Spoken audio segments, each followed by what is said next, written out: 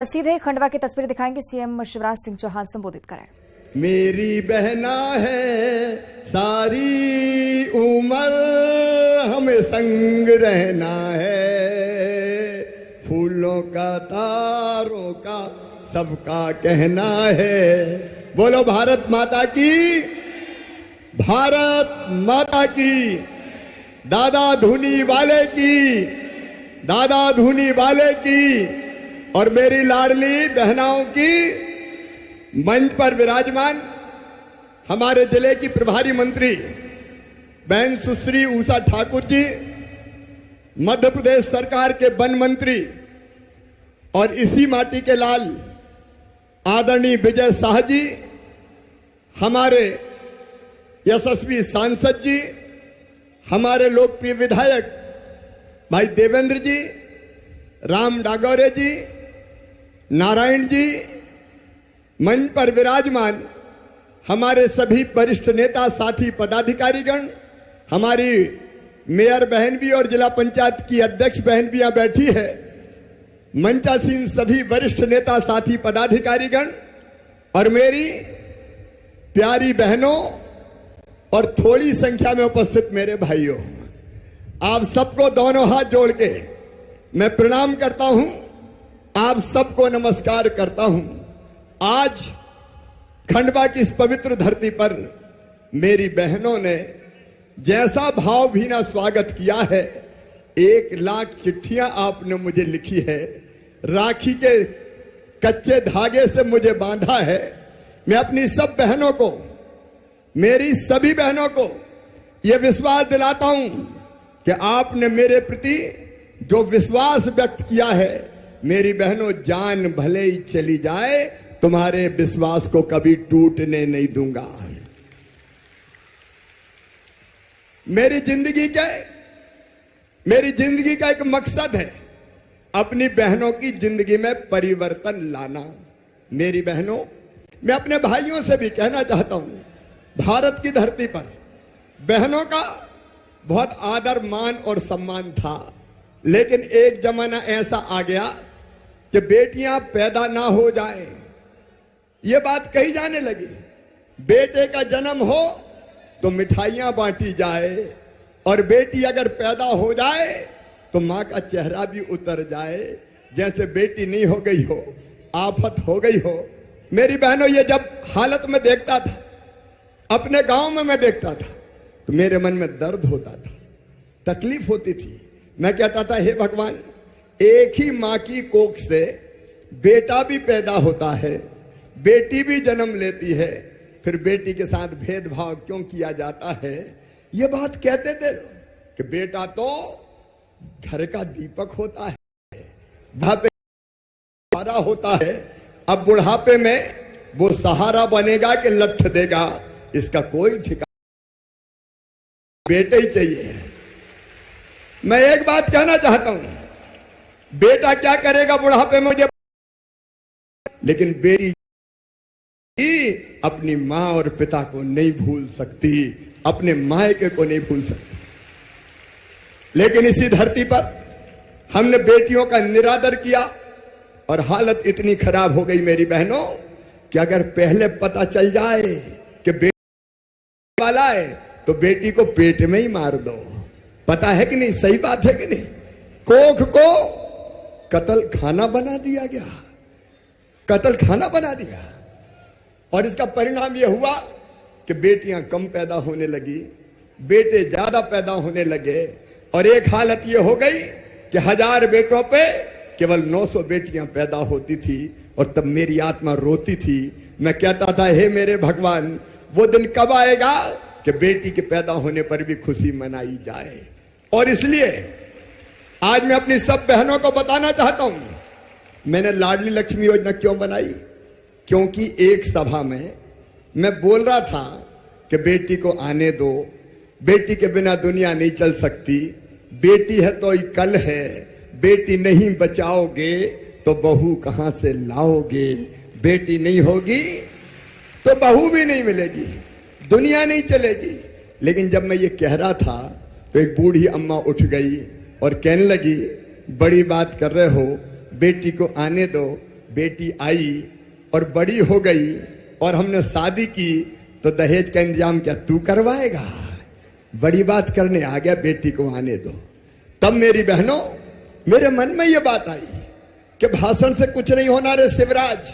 जब तक बेटी को बोझ माना जाएगा तब तक बेटी को ये दुनिया पैदा नहीं होने देगी, बेटी को पेट में मारती रहेगी। और इसलिए मेरी बहनाओं, मैंने मुख्यमंत्री बनते ही योजना बनाई, लाडली लक्ष्मी योजना।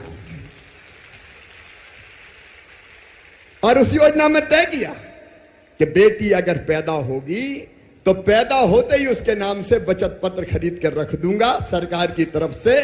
और वो 5वीं पास करके 6वीं में जाएगी तो 2000, 8वीं पास करके 9वीं में जाएगी तो 4000, 10वीं पास करके 11वीं में जाएगी तो 7500, फिर 11वीं और 12वीं में 6,000 रुपया, कॉलेज में जाएगी तो 12,500 रुपया, जब डिग्री प्राप्त करेगी तो फिर 12,500 रुपया, और जब 21 साल की हो जाएगी तो 1,00,000 रुपया सीधे बेटी को मिल जाएंगे।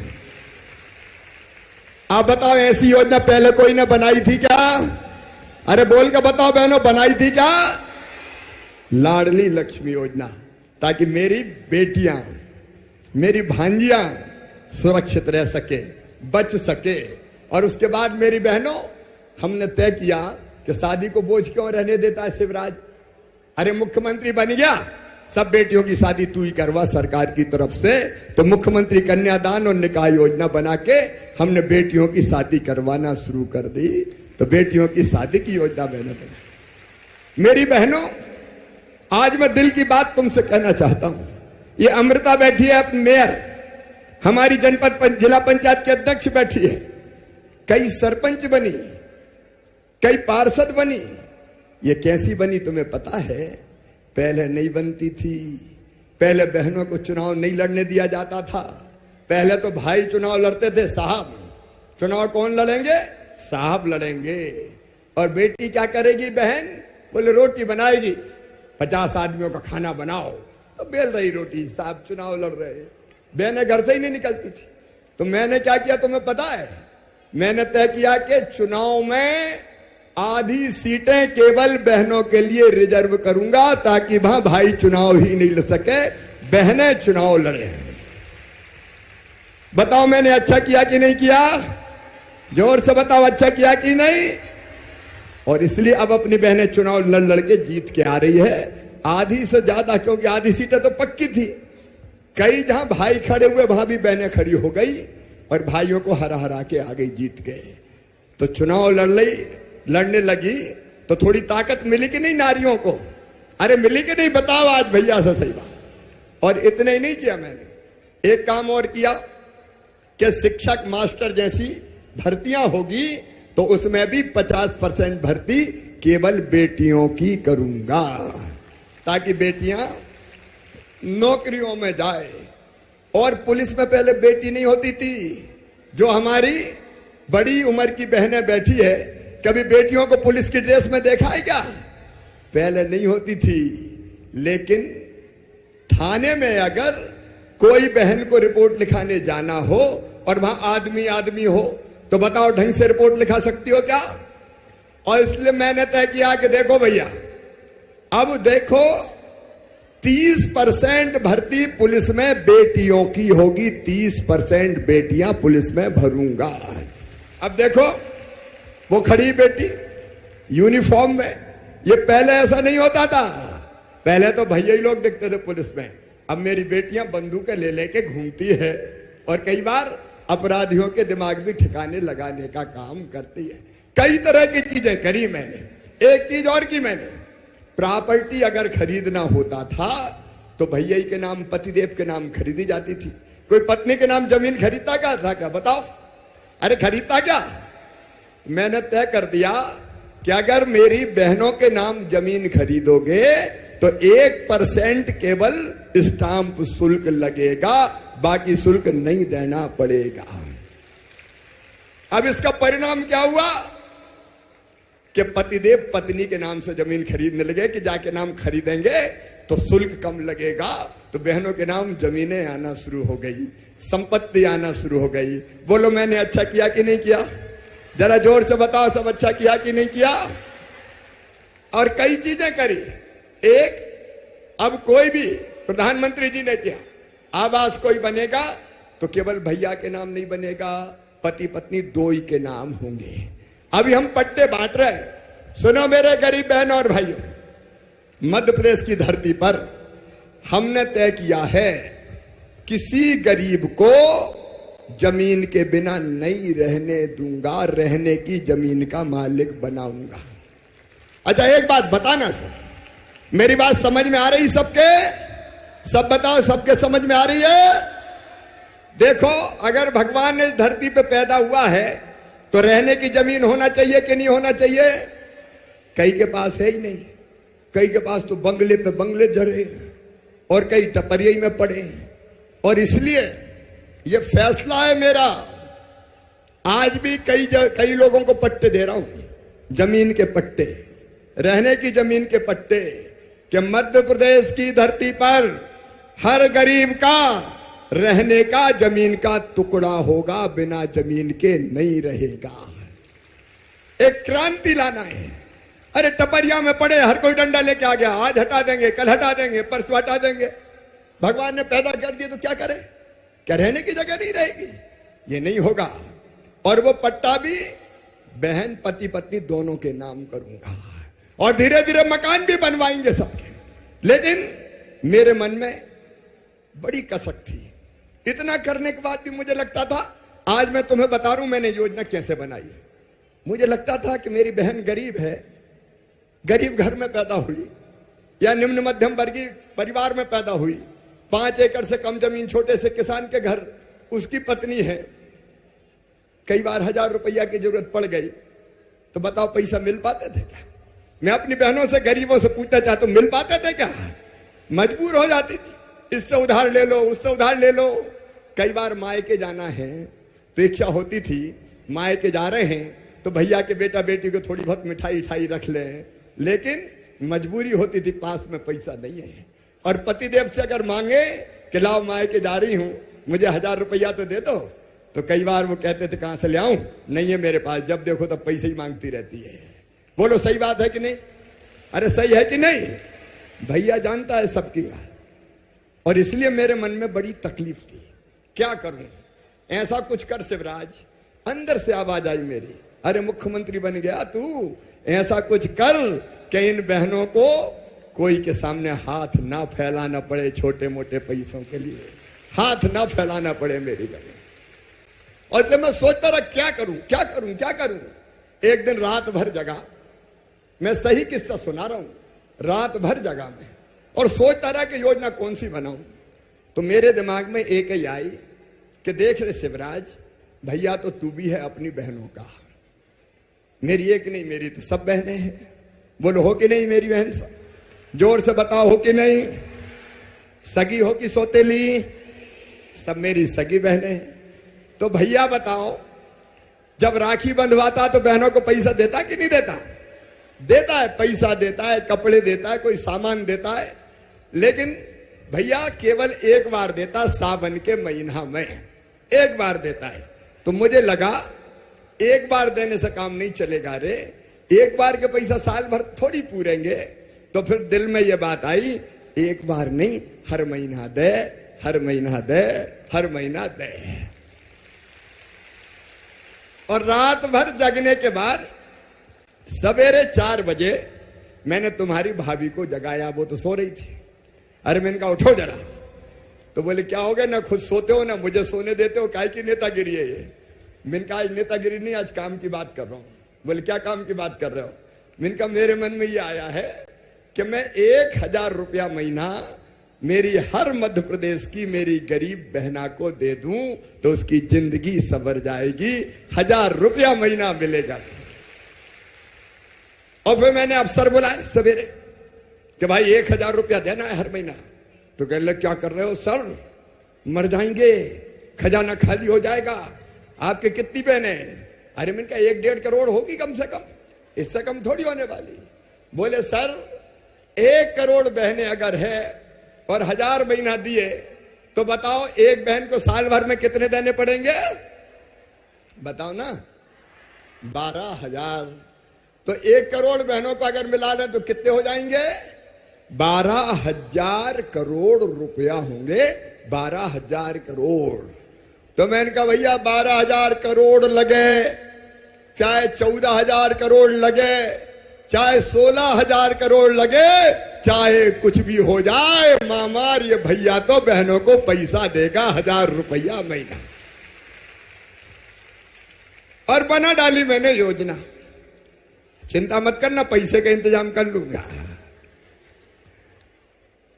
देखो, इससे आपकी जिंदगी सुधरेगी। आप बताओ 1000 रुपया अगर हर महीना आए तो बताओ आपका आत्मविश्वास बढ़ेगा कि नहीं? कि कोई बात नहीं यार, मेरे पास इतने तो पैसा है। अगर बेटा बेटी को थोड़ी सी जरूरत पड़ गई और उन्होंने कहा कि मम्मी फलानी चीज दिला दो, तो पट से दिला दोगे कि ले बेटा।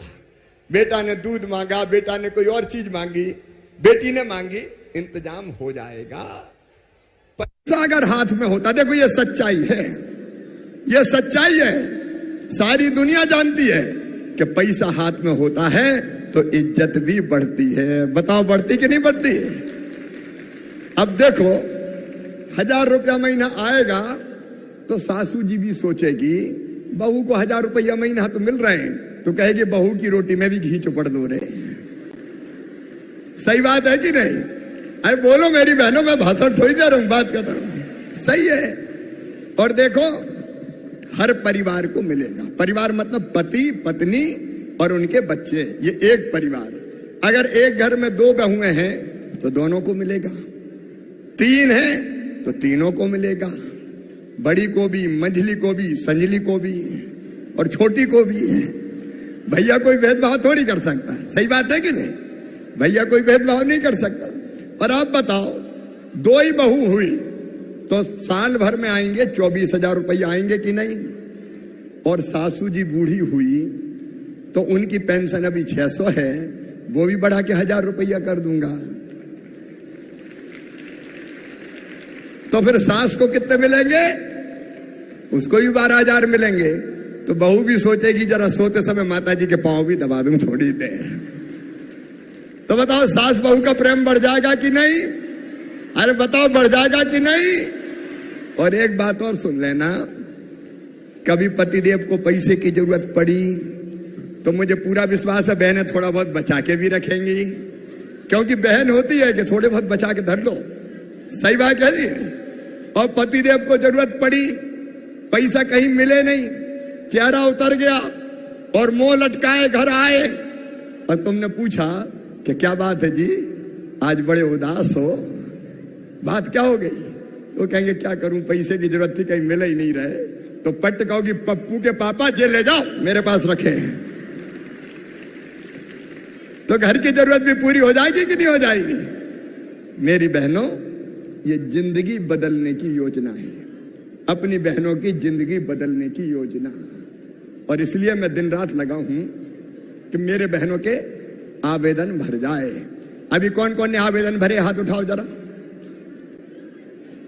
कई बहनों ने भर दिया, हाथ नीचे करो। कोई परेशान मत होना। 30 अप्रैल तक, आज 4 तारीख है, अभी 26 दिन बाकी है। 26 दिन अभी बाकी है। इस योजना में देखो, इस योजना में 2.5 लाख रुपया साल तक जिनकी आमदनी है उन सब बहनों को लाभ मिलेगा। 2.5 लाख रुपया साल मतलब 20,000 रुपया महीना तक आमदनी पे मिलेगा। मेरी बात समझ रही हो ना? अरे सबकी समझ में आ रही है? अब 20,000 रुपया महीना से ज्यादा कोई की आमदनी हो तो हाथ उठाओ। 20,000 से ज्यादा हो तो हर महीना, कोई की नहीं है। और 5 एकड़ से कम जमीन तक के किसान परिवार को भी मिलेगा।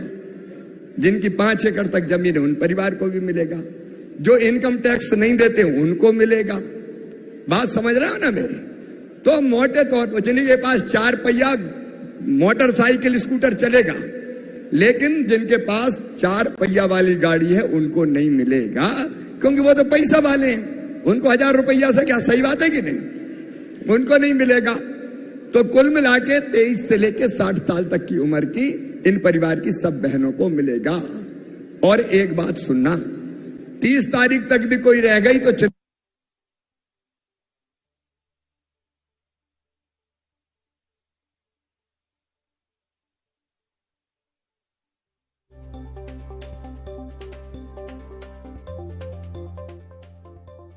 तो आप सुन रहे थे सीएम शिवराज सिंह चौहान को। खंडवा में वो लगातार संबोधित कर रहे हैं, लगातार लाडली बहना योजना को लेकर बहनों को भी अवगत करा रहे हैं, साथ ही आवेदन की प्रक्रिया भी उन्होंने समझाई है।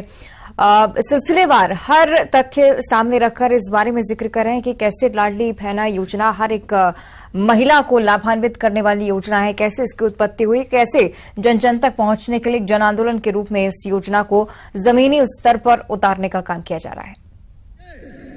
अरे कोई ने पैसा तो नहीं मांगे, मांगे तो बता दियो, हथकड़ी लगवा के जेल भिजवा दूंगा, छोड़ूंगा नहीं।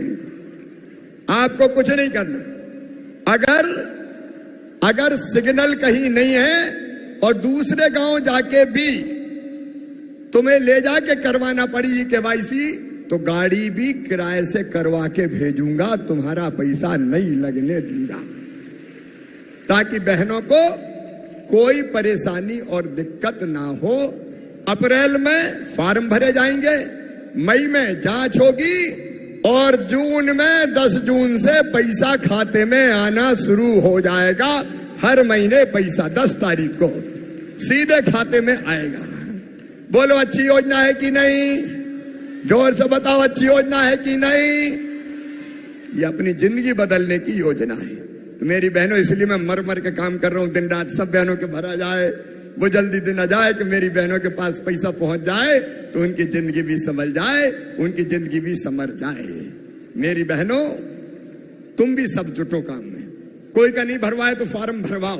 देखो, अपन लाडली बहना सेना बना लें, हर गलत बात का विरोध करेगी। और बोलो, सब भैया का साथ दोगे कि नहीं दोगी? अरे जोर से बताओ, भैया का साथ दोगे कि नहीं? ये कमलनाथ जैसे लोग, कांग्रेस जैसे लोग ऐसे थे कि पहले मैं शहरिया बेगा भारियों का 1000 रुपया महीना देता था, वो भी बंद कर दिए थे, संबल के भी बंद कर दिए थे। तो इनसे सावधान रहना, ये भ्रम फैलाएंगे। और एक काम और किया मेरी बहनों, जितने दारू के अहाते थे सब अहाते मैंने बंद कर दिए दारू के, क्योंकि दारू पीते थे और घर आके पीटते पाटते थे, तो वो भी बंद कर दिए।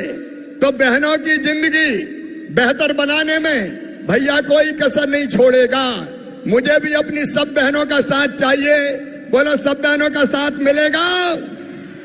भैया के साथ सब खड़ी रहोगी? भारतीय जनता पार्टी की सरकार के साथ आओगी? तो आओ मेरी बहनों, नया जमाना लेके आए, जहां किसी बहन की आंखों में आंसू नहीं हो, उसके चेहरे पर भी मुस्कुराहट हो, बेटियां भी मुस्कुराए और लगातार आगे बढ़ती जाए। आज और योजनाओं की चर्चा नहीं करूंगा। आज तो आइए हम सब मिलके अपने अपने गांव में और वार्ड में लाडली बहना सेना का ग्रुप भी बना लें। जागरूक होंगे, मिलके साथ चलेंगे, आगे बढ़ेंगे, अन्याय सहन नहीं करेंगे और अपने परिवार और बाल बच्चों का कभी भी अहित नहीं होने देंगे, उनको भी आगे बढ़ाएंगे। मेरी सब बहनों को बहुत बहुत शुभकामनाएं। एक बार सब बहनें भैया के साथ चलेगी, ये संकल्प लेने के लिए अपने अपने स्थान पे सब खड़े हो जाएं, दोनों हाथ ऊपर उठा के भारत माता की जय बोल के सब बहनें संकल्प लेंगी। मेरे साथ बोलो, भारत माता की, भारत माता की। और भैया भी तुम्हें विश्वास दिलाता है कि जीऊंगा तो आपके लिए, और अगर कभी मरना पड़ा तो मरूंगा भी आपके लिए। मेरी बहनों, मरूंगा भी आपके लिए। आप सब सुखी हो, आप सब निरोग हो, आपका मंगल हो, आपका कल्याण हो।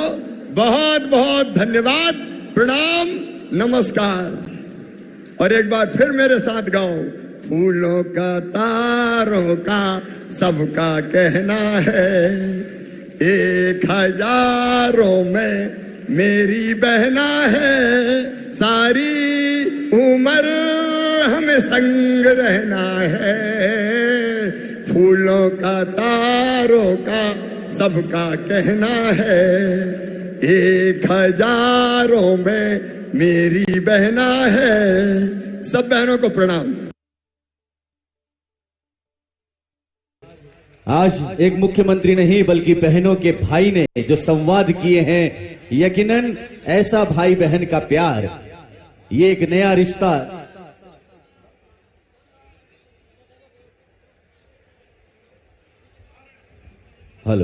कायम हुआ है। माने सभी लोग